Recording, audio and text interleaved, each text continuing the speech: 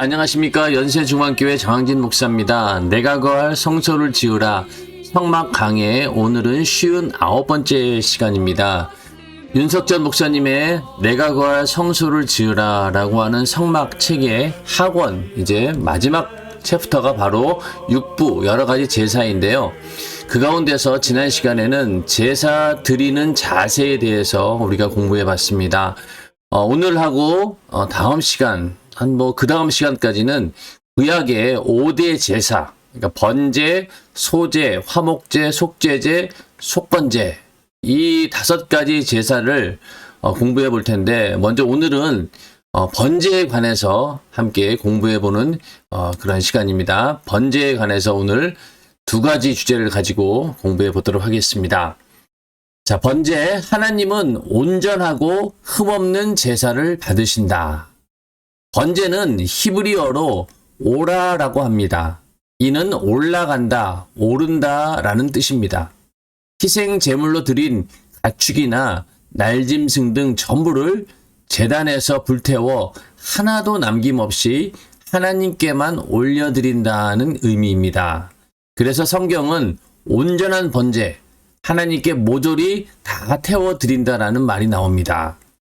주의 법도를 야곱에게, 주의 율법을 이스라엘에게 가르치며 주 앞에 분향하고 온전한 번제를 주의 단 위에 드리리로다. 신명기 33장 10절 말씀.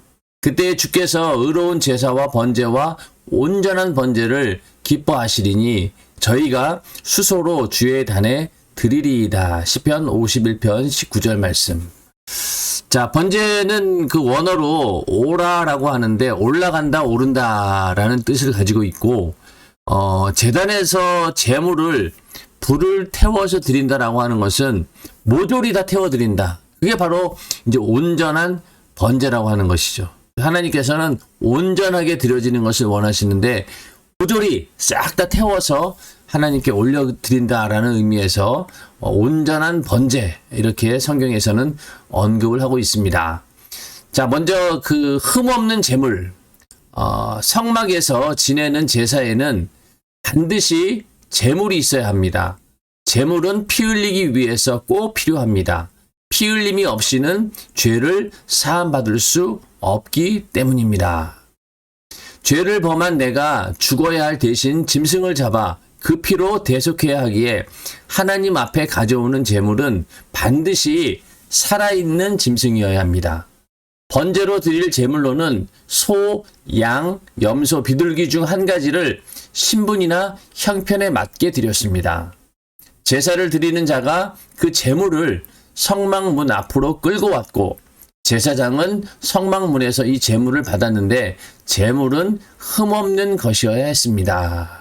자, 제사에는 반드시 제물이 있어야 되고 짐승으로 드리는 그런 제물, 그런 제사에서 그 제물은 피 흘리기 위해서, 그 제물을 죽여서 피를 흘리기 위해 꼭 필요한 거죠.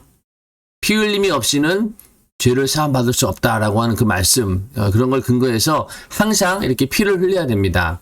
그래서 그 제물은 반드시 살아있는 짐승이어야 되는데 소나 양이나 또 염소, 비둘기 중 한 가지를 이렇게 드렸는데 이게 이제 어떨 때는 소를 드리고 양을 드리고 비둘기를 드리는 그런 부분도 성경에 없지 않아 있긴 합니다. 그러나 이렇게 소를 드리든지 양을 드리든지 비둘기를 드리든지 요거는 그 당시 이스라엘 백성들이 자기의 어떤 신분이나 형편 거기에 맞게 드린 거예요. 그래서 만약에 제사장이 자기의 죄를 속죄하기 위한 그런 제사를 드릴 때는 이런 제물을 써야 된다. 이렇게 규정하고 있고 또 어떤 경우에는 소나 양을 드릴 만한 경제적인 형편이 안 되는 그런 사람도 있을 거 아닙니까? 그런 사람들에게는 비둘기를 잡아서 드려라. 이렇게 이스라엘 백성들의 형편에 맞게 또 신분에 맞게 제사를 드리라고 하나님께서는 말씀하고 있습니다. 그래서 저번에 시간에 말씀드린 것처럼 그 제물을 성막 문 앞으로 이제 끌고 와야 되고 제사장은 성막문에서 이 제물을 받았는데 일단 제물은 흠이 없는 것이어야 했다. 흠 없는 제물을 드려야 됩니다. 예수님 당시에도 성전에 들어갈 때 이 흠없는 제물을 드려야 된다라는 그런 규정 때문에, 그런 말씀 때문에 제사를 드리러 오는데 흠없는 제물은 값이 더 나가는 거죠.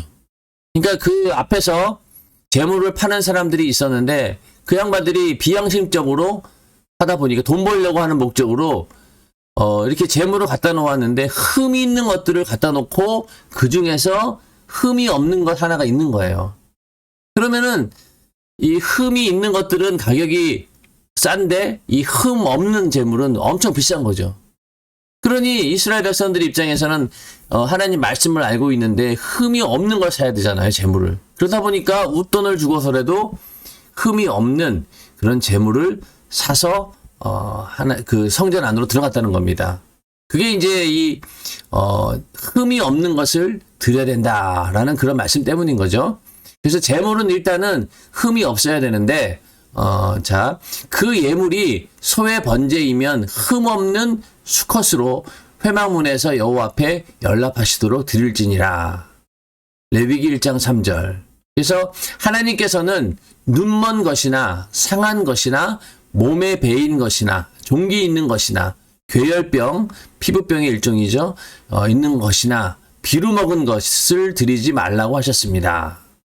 그 외에도 황소나 순양일 경우 거세했으면 제물로 바칠 수 없고 난지 8일 전에는 제물이 될 수 없으며 어미와 새끼가 같은 날에 죽임을 당해서도 안 된다고 말씀하셨습니다.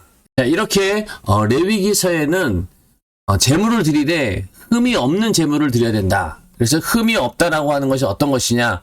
눈먼 것, 상한 것, 몸에 베인 것, 종기 있는 것, 이런 여기에 해당하는 요 말씀에 해당되는 것들은 다 하자가 있는 거예요. 그런 제물을 드리지 말라는 겁니다.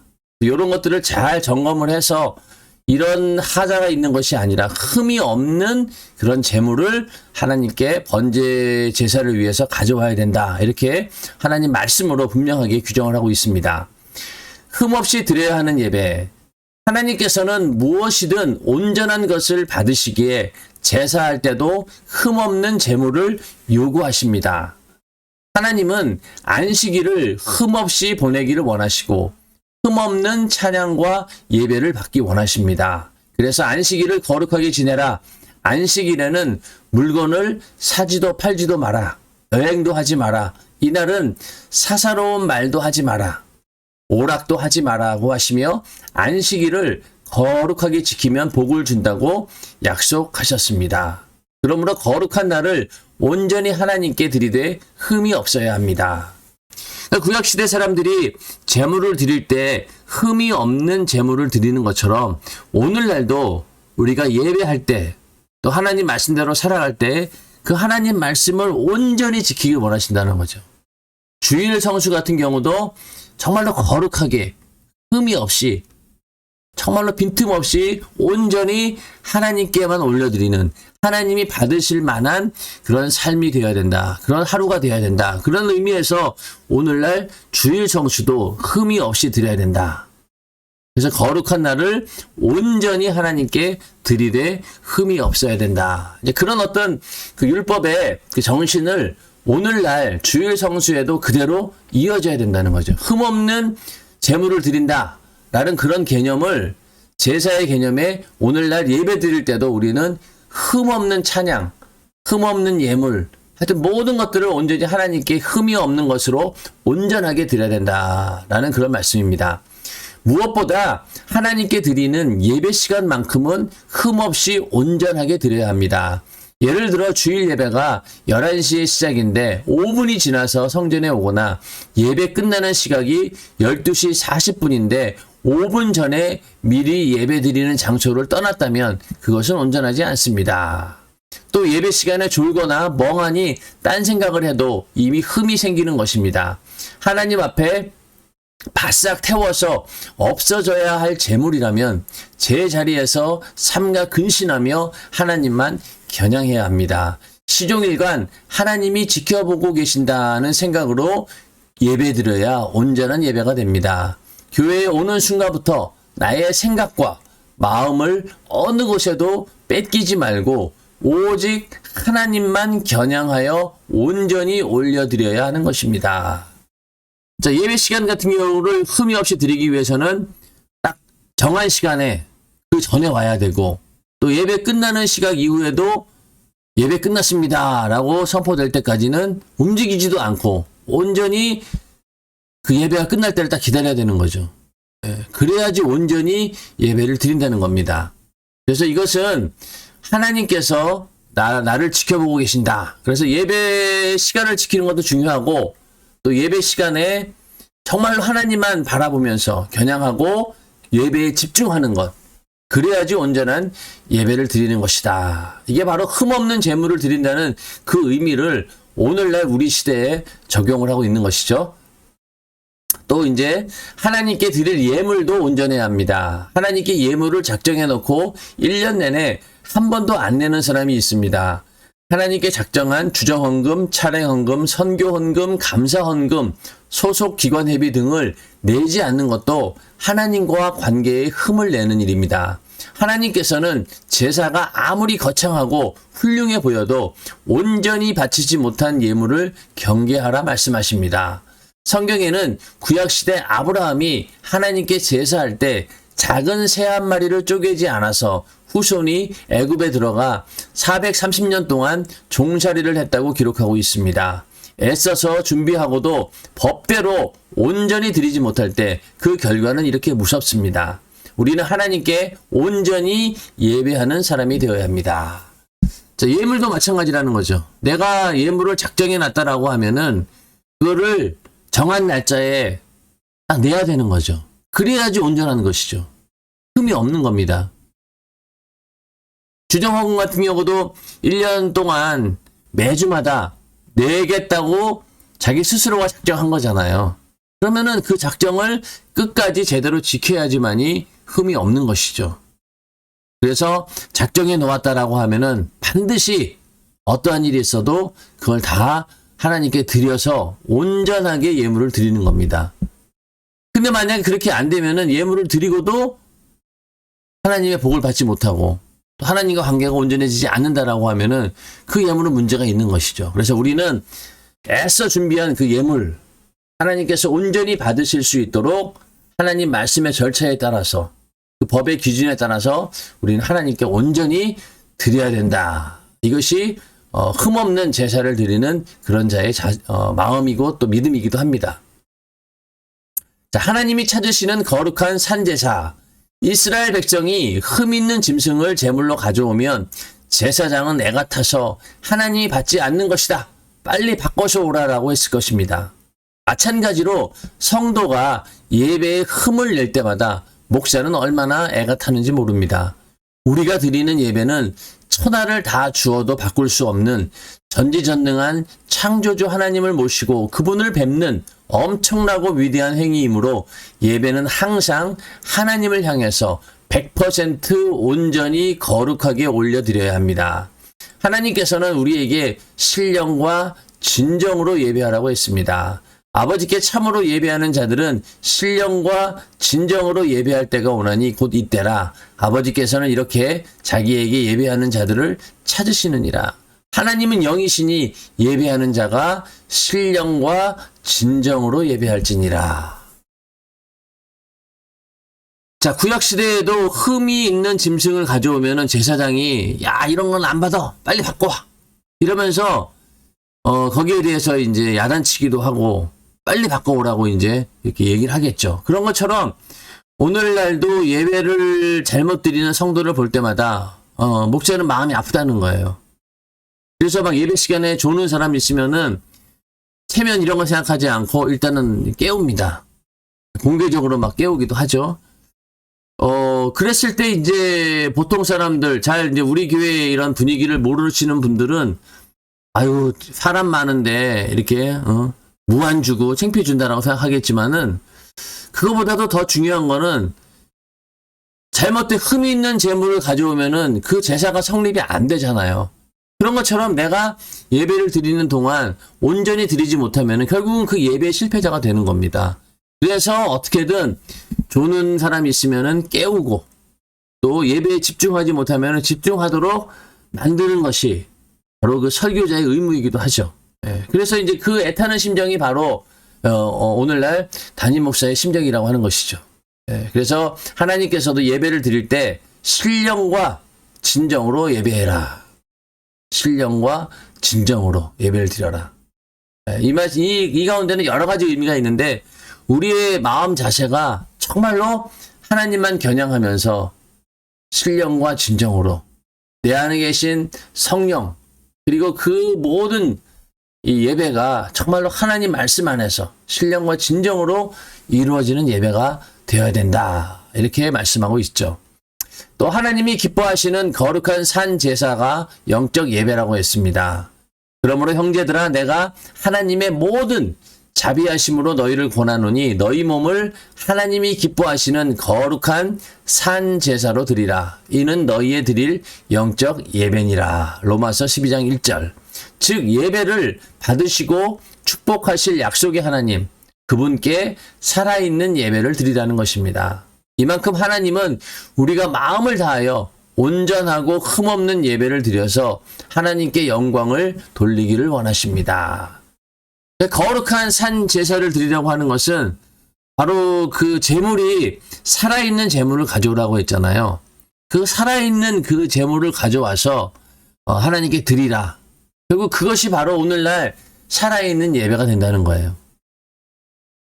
그래서 그 예배를 드릴 때 정말로 살아계신 하나님을 향해서 또 내가 드리는 것도 살아있다라고 하는 것이 무엇입니까? 생생하게 정말로 하나님을 직접 이렇게 대하는 것처럼 우리가 예배를 드려야 된다.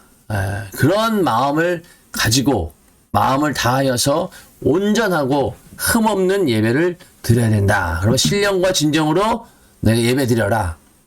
또 거룩한 산제사로 드리는 것이 바로 영적인 예배다. 이렇게 성경은 말씀하고 있습니다.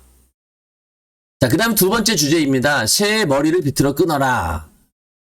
자, 앞에서 언급한 바와 같이 번제는 제물을 잡아 완전히 태워 하나님께 향기로운 냄새를 올려드리는 제사입니다.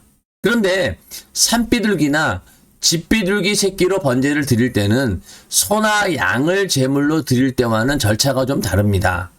하나님께서는 제물인 새 새끼를 가져다가 목을 비틀고 머리를 끊어 단 위에 불사르라고 하셨습니다.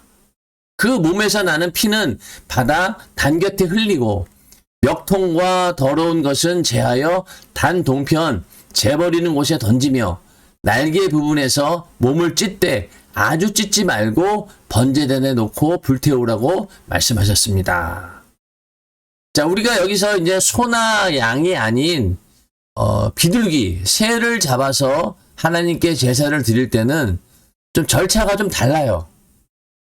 그러니까 새를 잡는 방법들이 있다는 거죠. 예, 그래서 그 방법이 이 레위기 1장 14절에서 17절 또 레위기 5장 7절부터 10절에 나와 있는데 그 말씀을 그대로 한번 보도록 하겠습니다. 만일 여호와께 드리는 예물이 새의 번제이면 산비둘기나 집비둘기 새끼로 예물을 삼을 것이요.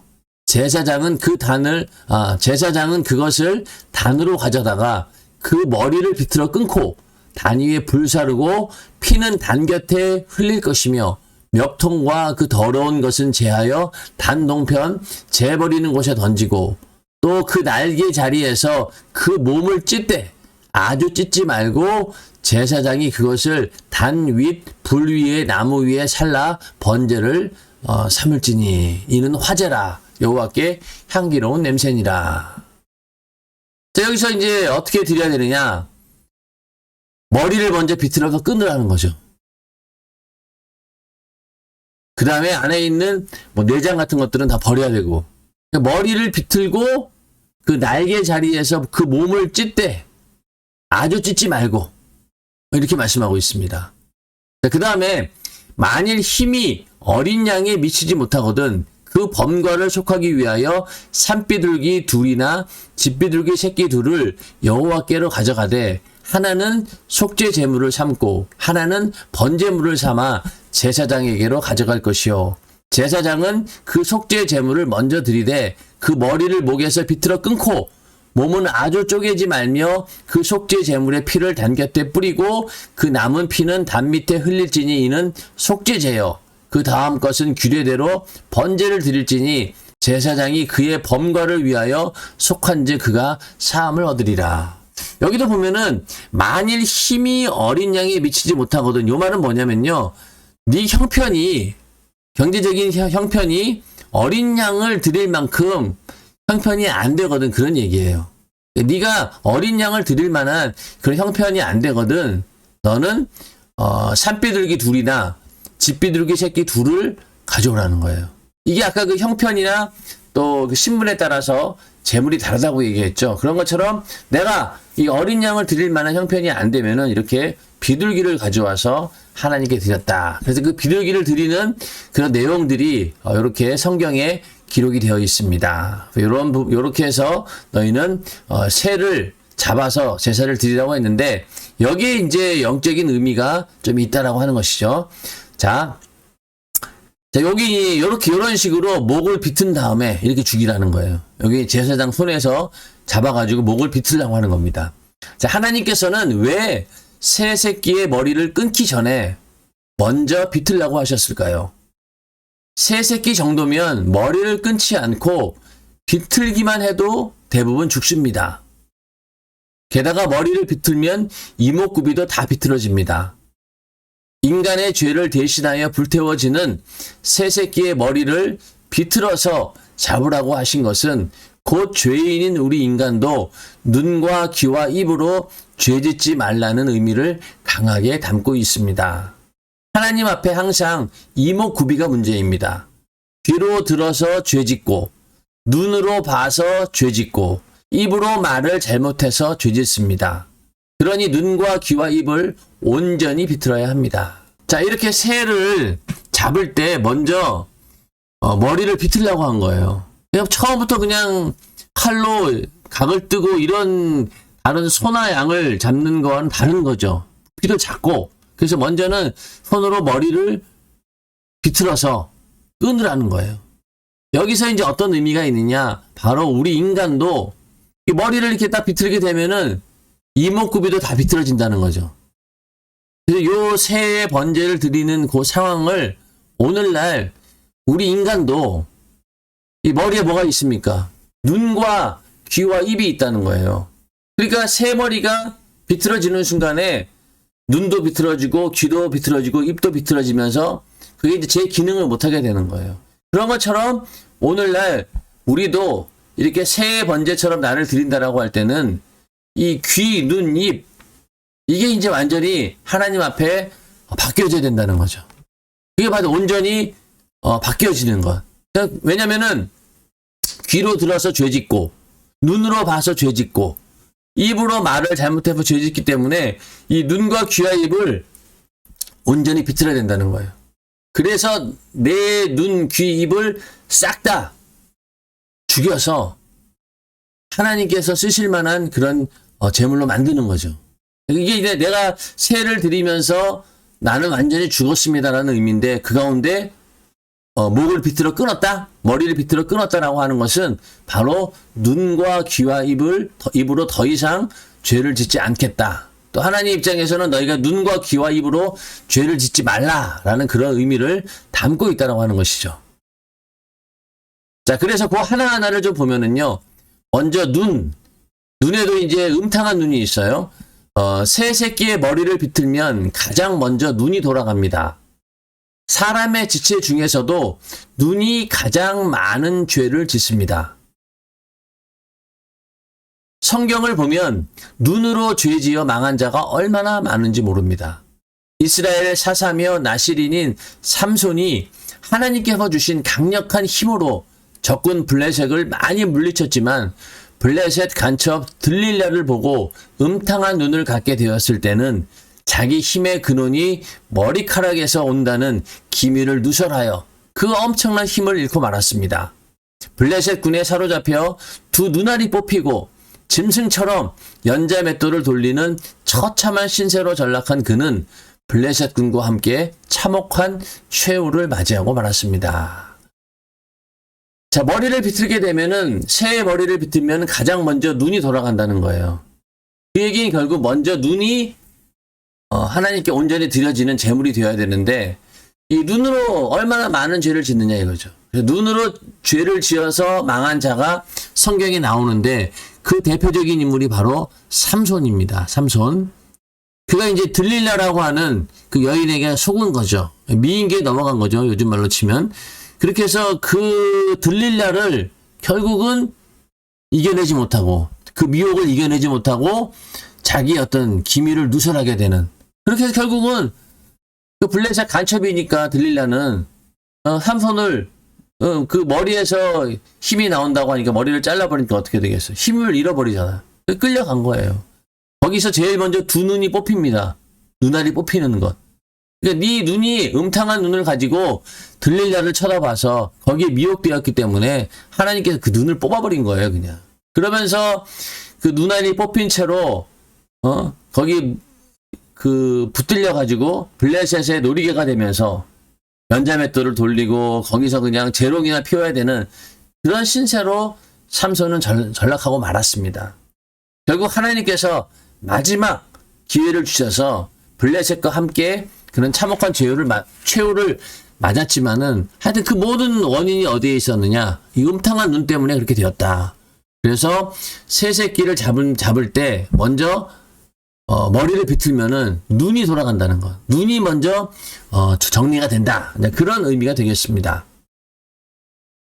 그 다음에 두 번째 인물이 있죠. 다윗 왕도 음탕한 눈으로 인해 돌이킬 수 없는 죄를 지었습니다. 우리아의 아내인 밧세바가 목욕하는 것을 보고 음욕을 품어 가늠한 그는 우리아를 전쟁 성봉에 내몰아 고의로 전사하게 하는 비열한 방법을 써서 밧세바를 아내로 취하였습니다.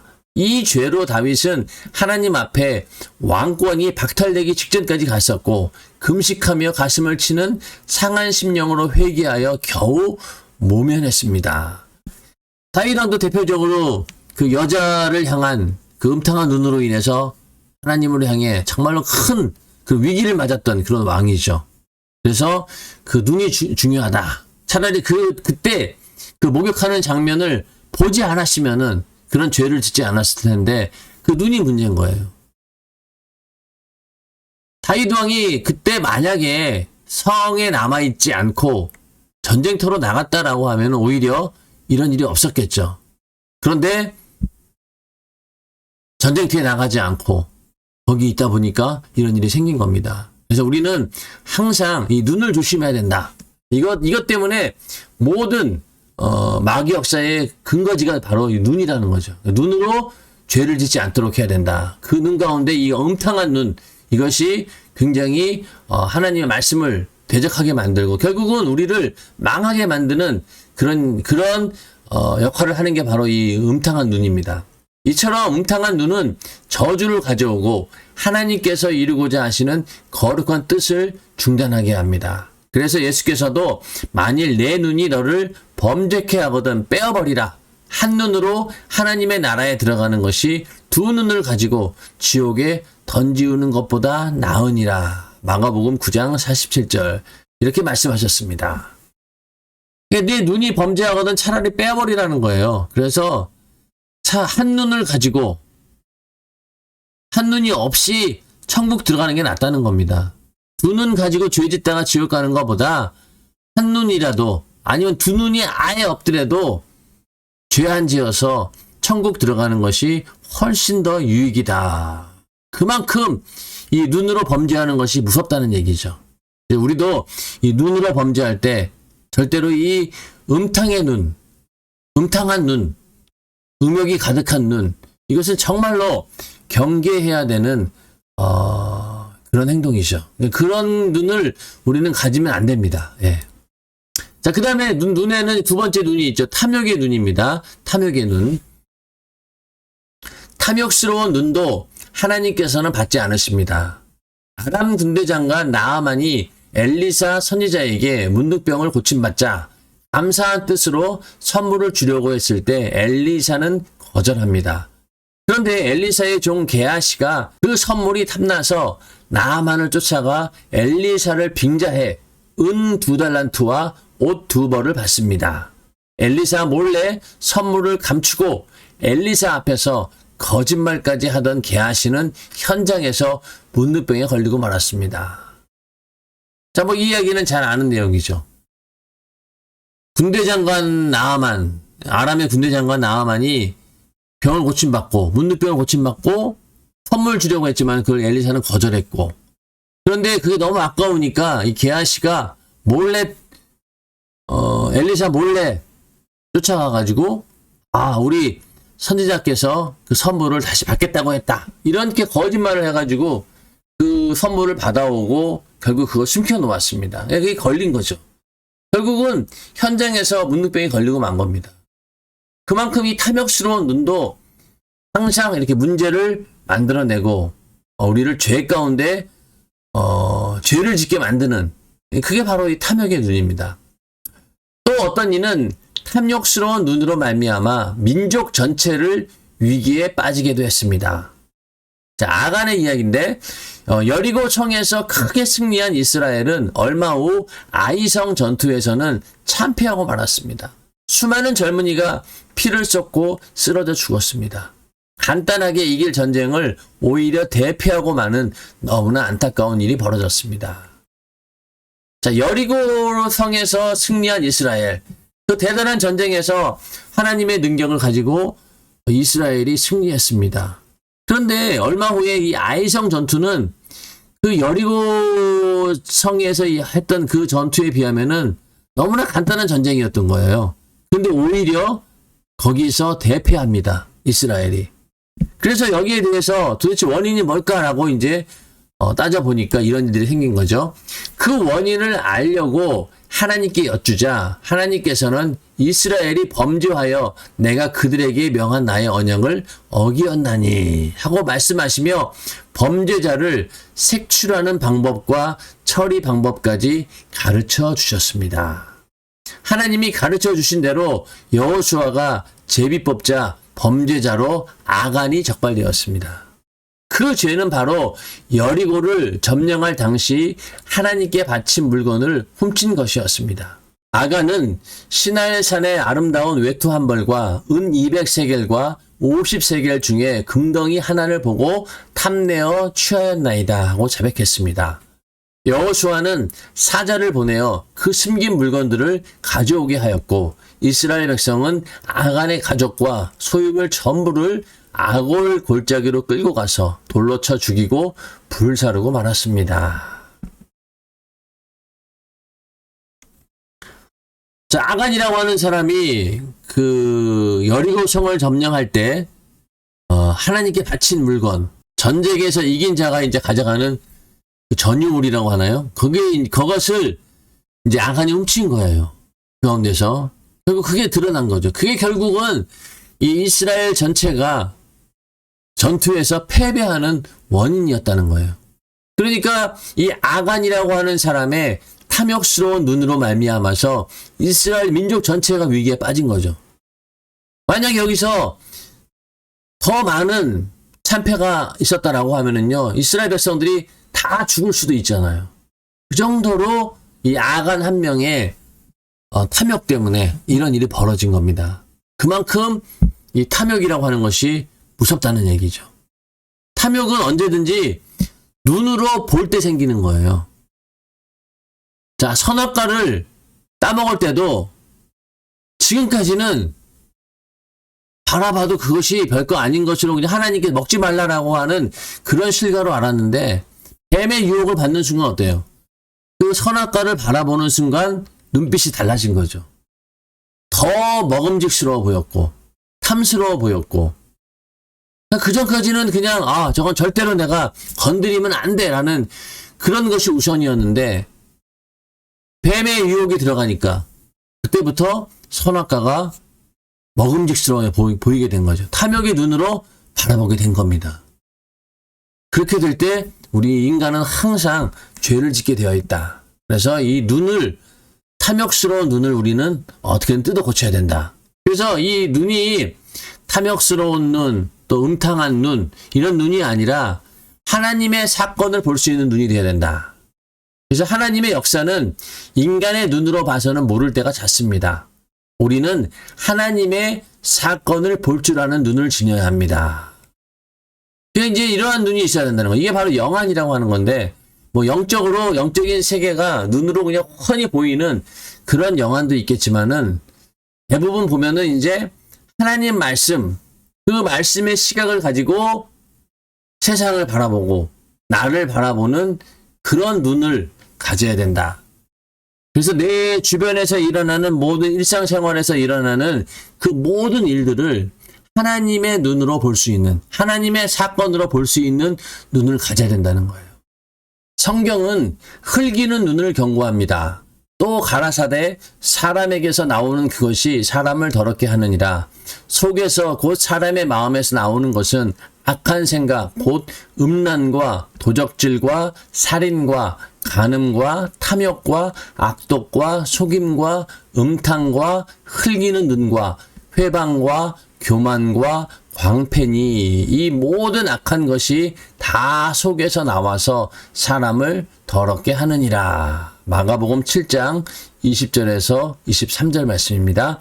사람을 못마땅하게 여기고 항상 흘기는 눈, 미워하는 눈, 상처 주는 눈이 다 죄라는 것입니다. 우리는 이런 죄악의 눈을 영의 눈으로 바꿔야 합니다. 흘기는 눈이라고 하는 것은 어떤 의미일까요? 그 가운데 뭔가 이 감정 표현이 된 거잖아요. 그 사람을 미워한다거나 질투한다거나 뭐 이런 어떤 내 안에 그 사람에 대해서 안 좋은 생각 또 죄 짓는 마음으로 바라보기 때문에 그런 눈이 생기는 거죠. 흘기는 눈, 미워하는 눈, 상처 주는 눈. 이게 다 죄라는 거죠. 이런 것들을 우리는 영의 눈으로 바꿔야 된다. 하나님의 눈으로 변화시켜야 된다는 거죠. 그래서 새 머리를 비틀어 가지고 죽일 때 그때 눈, 코, 입 이게 다 온전히 내 것은 죽고 새로운 하나님의 눈과 귀와 입으로 바뀌어져야 된다라는 그런 의미가 이제 오늘날 우리에게 적용되는 것이죠. 그래서 이런 흘기는 눈, 미워하는 눈, 상처 주는 눈 이건 다 죄고 우리는 이런 죄악의 눈을 영의 눈으로 바꿔야 된다. 자, 그 다음에 어떻게 돼야 되느냐? 또 우리 눈이 멸망하는 영혼을 불쌍하게 바라보는 눈을 지녀야 합니다. 똑같은 눈으로 사람을 바라보더라도 영혼을 사랑하는 마음으로 보게 되면은 이 상황이 완전히 달라지는 거예요.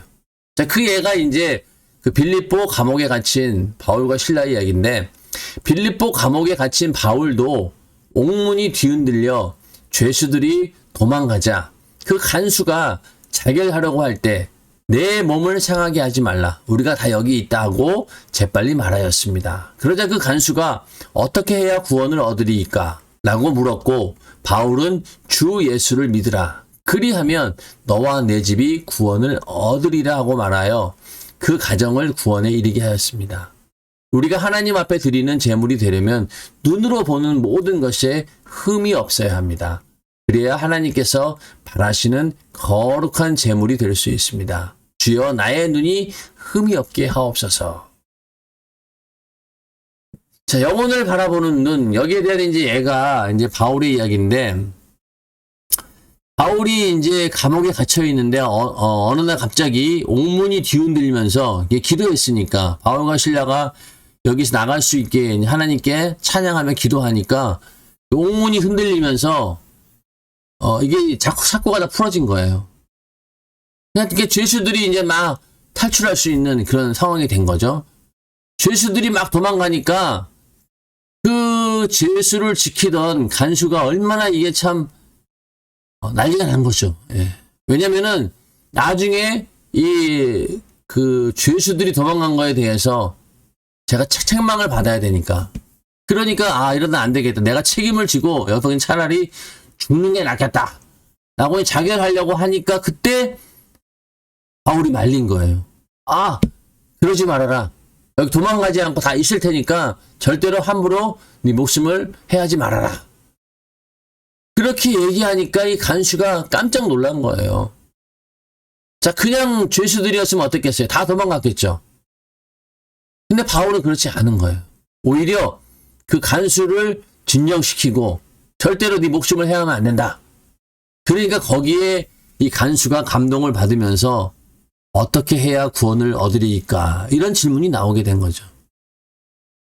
그래서 주 예수를 믿으라 그리하면 너와 내 집이 구원을 얻으리라.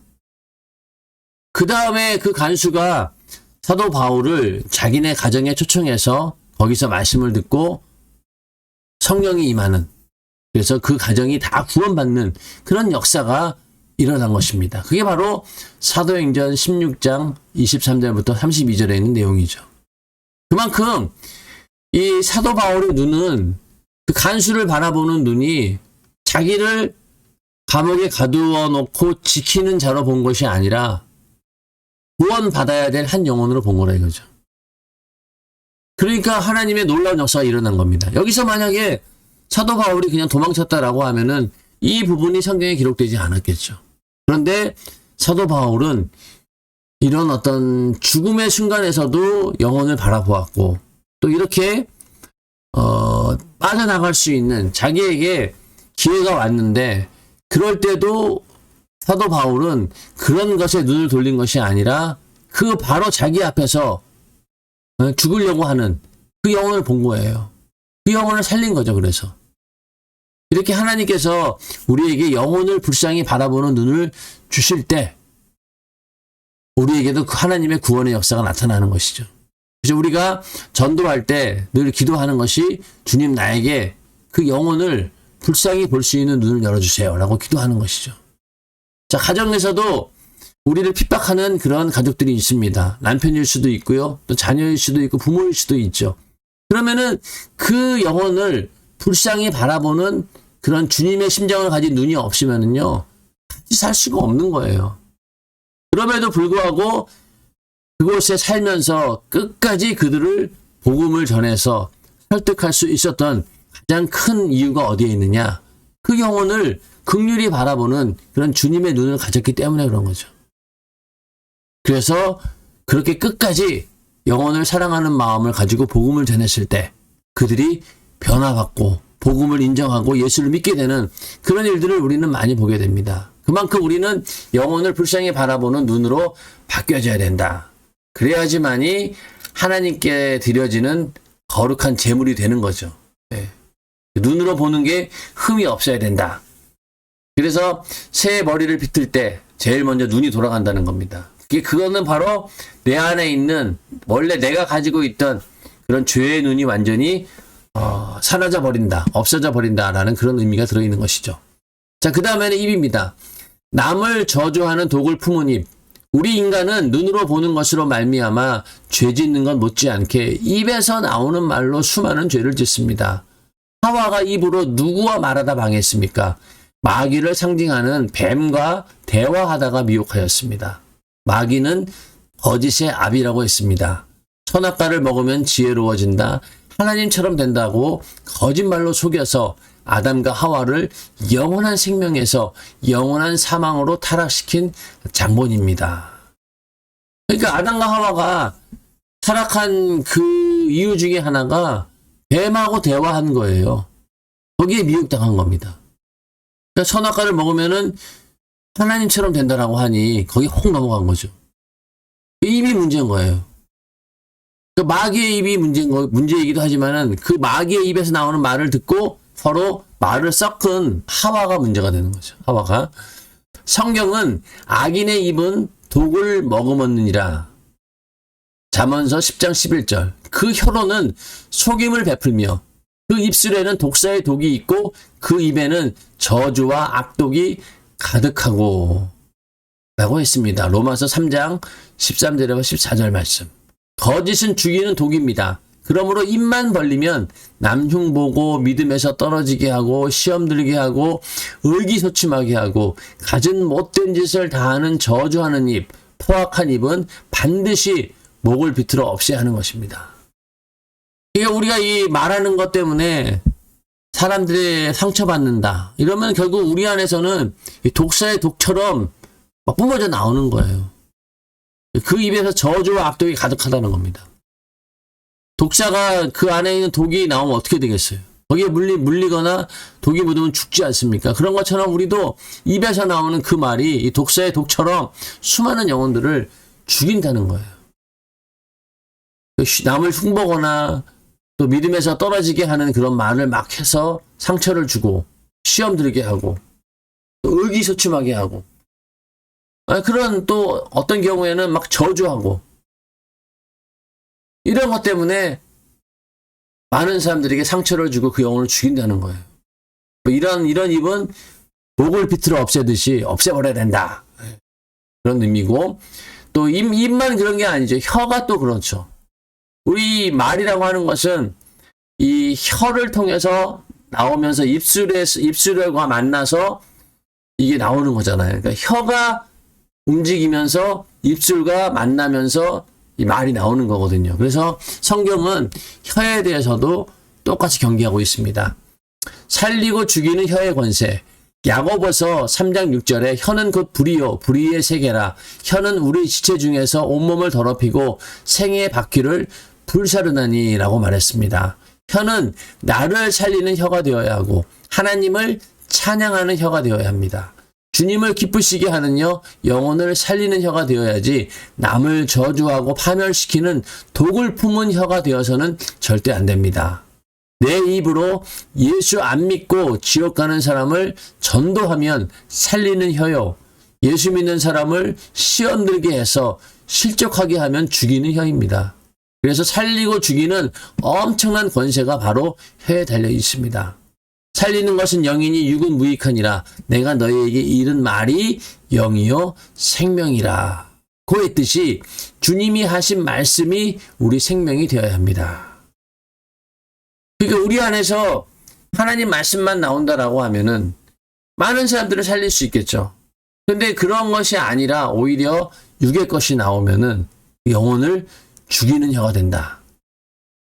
또 죄짓게 해서 하나님의 영광을 가리는 그러한 어떤 불의한 도구로 쓰여질 수 있다라고 하는 것이죠. 자, 마귀는 죽이는 혀로 하나님이 살리신 인간을 죽이기 위해 오늘도 몸부림을 칩니다. 이 혀가 마귀에게 붙들리면 남도 죽이고 나도 죽습니다. 그러므로 우리는 모두 의의 병기가 되어 제한 없이 수많은 사람을 살리는 혀가 되어야 합니다. 하나님이 사용하는 입은 찬송하는 입, 지옥 가는 사람을 살리는 입, 원수를 위해 기도하는 입, 축복하는 입, 위로하는 입이라는 사실을 명심해야 합니다. 촛불은 불면 꺼지지만 숯불은 불면 다시 살아납니다. 우리의 입은 숯불을 불면 불이 더 크게 일어나듯 살리는 입이 되어야 합니다. 그냥 읽어만 봐도 다 무슨 말인지 아는 내용이죠. 그러니까 우리는 이 말 한마디로 사람을 살리고 죽일 수 있다는 거죠. 그래서 그렇게 우리가 의의 병기로 쓰임 받기 위해서 항상 내 안에는 뭐만 있어야 되느냐? 하나님 말씀. 하나님이 주시는 생각이 내 입을 통해서 나와야 되는 것이지 다른 게 나오면은 그건 결국은 영혼 죽이는 일인다는 거예요. 나도 죽고 남도 죽인다는 거예요. 그래서 여기 보면은 불면 꺼지는 그런 게 있고 불면 살아나는 경우가 있는데 촛불은 꺼져요. 꼭 불면은. 근데 불면은 살아나는 건 바로 숯불이죠. 그러니까 우리의 입의 역할이 이렇게 숯불을 불면은 더 불이 일어나가지고 그 불이 살아나는 그러한 역할을 해줘야 된다는 겁니다. 반대로 우리의 입을 통해서 나오는 그 말로 사람들이 상처받고 결국은 예를 들어 교회에서 내가 한 말 한마디로 인해서 상처받아서 그 영혼이 나 더러워서 교회 못 다니겠네. 기분 나빠서 교회 못 다니겠네 하면서 시험 받아서 교회를 안 다닌다. 나 예수 안 믿는다라고 해보면 어떻게 되겠어요? 연자 맷돌을 짊어지고 물속에 들어간 건 똑같은 거예요. 한 영혼을 죽인 거니까. 그러니까 우리의 입이라고 하는 것이 그만큼 중요하다는 겁니다. 그래서 항상 예수 믿는 사람들은 입을 조심해야 되고 또 쓰는 언어를 항상 조심해야 되는 거죠. 이 말로 인해서 어떠한 파장이 일어날 것인가. 그래서 예수 믿는 사람들의 입술은 권세가 있기 때문에요. 함부로 입을 놀려서는 안 됩니다. 축복이든 저주든 간에 말한 대로 이루어지기 때문에 예수 믿는 사람들은 항상 입으로 긍정적인 말, 좋은 말, 하나님께 감사하고 하나님을 찬양하는 살리는 말만 해야 되는 거예요. 우리가 왜 말할 때 자꾸만 비관적인 얘기를 하고 부정적인 얘기를 하고 나는 안 돼, 이건 어쩔 수 없어, 이렇게 자꾸만 입술로 그렇게 내가 내뱉어 버리면요, 그냥 그대로 돼요. 그러나 반대로 입술로 내가 이건 분명히 하나님께서 이 일은 응답해 주신다, 하나님께서 반드시 역사하신다, 긍정적인 말로 하게 되면은 그 말이 그냥 긍정적인 우리의 신념을 고취시키는 그런 언어가 아니라 하나님 말씀에 근거하고 있기 때문에 그 안에는 생명이 있다는 거예요. 이게 살아나는 거죠. 먼저 내 영혼이 살아납니다. 믿음의 언어를 사용하면은 항상 어때요? 내 영혼이 먼저 살아나는 거예요. 그러면은 다른 영혼도 내가 살려낼 수 있다는 것이죠. 그만큼 사람의 입과 혀는 중요하다. 예, 그 얘기를 하고 있는 것이죠. 그 다음에 이제 귀. 사역을 쫓는 귀. 재물의 목을 비틀라고 한 것은 귀가 죄를 짓기 때문입니다. 시편 58편 3절에서 5절에 악인은 귀를 막은 귀머거리 독사라고 했습니다. 악인은 모태에서부터 멀어졌으며 나면서부터 곁길로 나아가 거짓을 말하는도다. 저희의 독은 뱀의 독 같으며 저희는 귀를 막은 귀머거리 독사 같으니 곧 술사가 아무리 공교한 방수를 행할지라도 그 소리를 듣지 아니하는 독사로다. 자, 독사도 끔찍한데 그 독사가 어느 누구의 소리도 듣지 않는 거예요. 그러니까 술사가 아무리 공교한 방수를 행할지라도 그 소리를 듣지 않는다. 그래서 우리 그 사자성어에도 마이동풍이라는 말이 있죠. 말 귀에다가 아무리 무슨 소리를 해도 듣지 않는다. 그 사람이 어떤 얘기를 해도 듣지 않는다는 거예요. 그래서 이 성경은 이걸 귀머거리 독사다 이렇게 얘기하고 있죠. 귀머거리 독사. 자, 이 귀머거리 독사는 여기 보면은 그 술사가 아무리 곤교한 방수를 행할지라도, 그러니까 왜 그 코브라 같은 거 있죠? 코브라 같은 거 이렇게 피리를 불고 그러면은 이 코브라가 그걸 반응을 해가지고 이렇게 슉 나오기도 하고 이렇게 그 피리 소리를 듣고 움직이기도 하고 하는데 그런 걸 안 한다는 거예요. 그러니까 아무리 피리 부는 사람이 피리를 불어도 가락에 움직이지 않고 귀를 기울이지 않고 아름답게 연주를 해도 귀를 기울이지 않는 그런 독사를 말하는 겁니다. 귀머거리 독사는. 그러니까 이거는 결국은 아무리 하나님 말씀을 들어도 이 귀머거리 독사처럼 들리지 않는다라고 하면은 그 사람은 저주받은 사람이죠. 그런 귀가 되면 안 된다는 거예요. 그게 바로 악인의 귀가 그렇다는 거죠. 악인은 귀를 막은 귀머거리 독사처럼 하나님 말씀을 들으려고 하지도 않고 올바른 이야기를 들을 수 없는 그런 죄악된 귀를 말하는 것입니다. 또 성경에 보면은요, 자기 사역을 좇는 귀가 있다고 했습니다. 때가 이르르니 사람이 바른 교훈을 받지 아니하며 귀가 가려워서 자기의 사역을 좇을 스승을 많이 두고 또 그 귀를 진리에서 돌이켜 허탄한 이야기를 쫓으리라. 디모데후서 4장 3절부터 4절 말씀. 이런 귀를 가진 자는 다 내던지고 자기 육신의 유익이 있는 곳으로 갑니다. 그러니 늘 오해하고 화내고 판단합니다. 성경 말씀대로 11조를 내라고 하는 설교에 우리 목사는 돈만 내라고 해 라고 곡해합니다. 모이는 자리를 패하지 마시오라는 말씀에도 주일에 한 번만 나오면 되지 왜 저렇게 걱정 부리는지 몰라 하고 대꾸합니다. 자신의 사역만을 좇기 때문입니다. 자, 하나님 말씀 또 강단에서 전해지는 설교 말씀이 들려지지 않을 때 이런 현상이 나타나는 거죠. 항상 육신의 유익에 그 판단에 근거해서 말을 듣는 거예요. 그러니 그게 전부 다 뒤틀려 있고 꼬여 있겠죠. 누가 어떤 얘기를 해도 그걸 긍정적으로 받아들이지 않습니다. 왜? 자기가 뒤틀린 대로 꼬인 대로 듣는 거예요. 성경은 그것을 자기 사역을 쫓는다는 겁니다. 나를 중심으로 내 유익이 되는 쪽으로 다 이해하는 거예요. 그러니 아무리 진실을 이야기해도 들리지가 않는 거죠. 오해해버리니까.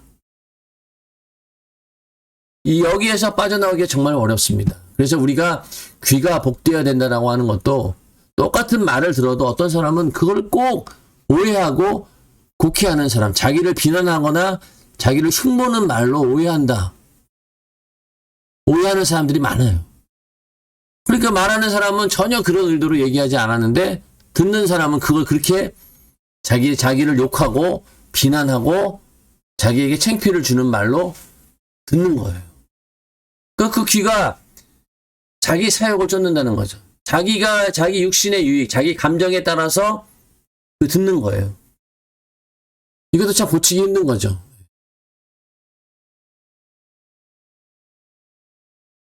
자, 성령의 음성을 듣는 귀. 그렇다면 방법이 무엇입니까? 오직 예수 그리스도가 십자가에 달려 흘리신 피공로 앞에 죄를 회개하고 성령이 우리 안에 들어오셔서 우리를 거룩하게 만드는 방법밖에 없습니다. 그래서 요한계시록 2장과 3장에서 주님께서는 소아시아 7교회를 향해 똑같이 귀 있는 자들은 성령이 교회들에게 하시는 말씀을 들을지어다 하고 말씀했습니다. 귀 있는 자가 누구입니까? 성령의 소리를 들을 줄 아는 자라는 말입니다.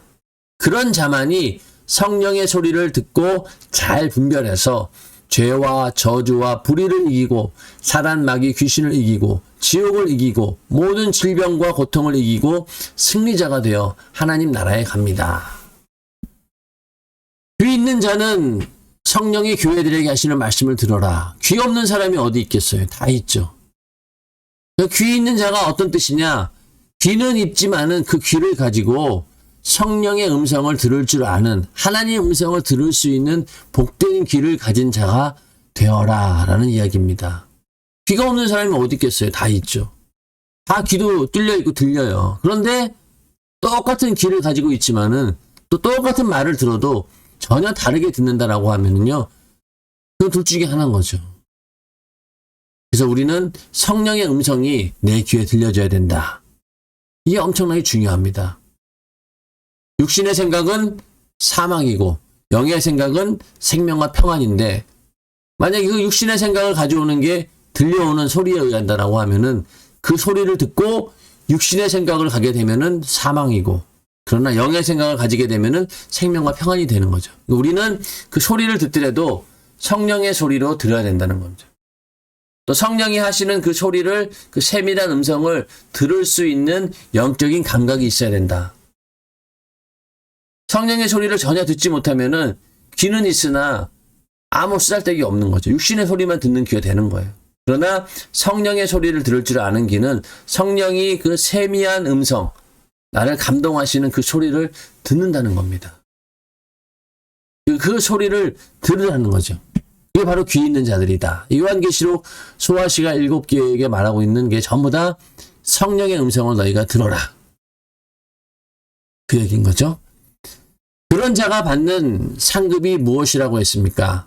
그게 결국 성령의 음성을 듣는, 그러니까 요한계시록에 나오는 귀 있는 자들은 성령이 교회들에게 하시는 말씀을 들을지어다 라고 하는 이 말씀에 순종한 사람들이 어떤 상을 받느냐? 생명나무 과실을 먹고 둘째 사망의 해를 받지 않는다고 했습니다. 감추었던 만나와 새 이름이 기록된 흰 돌과 새벽별을 주고 생명책에 그 이름을 기록한다고 했습니다. 요한계시록에 나오는 그 모든 교회마다 너희가 이렇게 성령의 음성을 듣고 순종하면은 이러한 상을 받는다는 거예요. 생명나무 과실 먹고 둘째 사망의 해를 받지 않는다. 감추었던 만나와 새 이름이 기록된 흰 돌과 새벽별을 주고 생명책에 그 이름을 기록한다. 이게 다 하나님께서 주시는 복이라는 겁니다. 다 귀가 복된 사람이 받는 축복입니다.